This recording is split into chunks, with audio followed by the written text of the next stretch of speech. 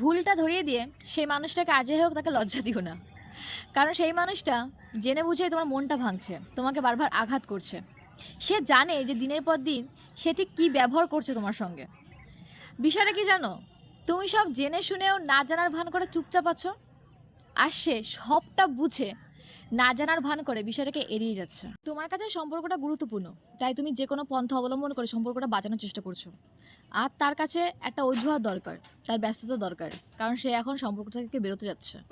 তাই জন্য এত মিথ্যে অ্যালিগেশন দিচ্ছে তোমার উপরে। দেখো, জীবনে আমরা রঙ্গমঞ্চে এসেছি, দুদিনে অভিনয় করতে এসেছি। একটা জিনিস ভাবতে হবে, জাস্ট একটা অ্যাক্সিডেন্ট ঘটে গেছে, তুমি পথ দিয়ে হাঁটছিলে, একটা ঠোকর বেঁধে গেছে, তারপরে ওই সাময়িক হাই হ্যালো, কিছুটা সময় পথ চালা, তারপরে তার মোহ কেটে গেছে, নেশা কেটে গেছে, সে সরে গেছে। তাকে যেতে দাও।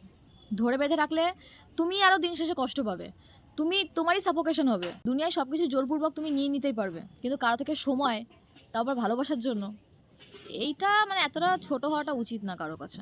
ছাড়ো, যেতে দাও।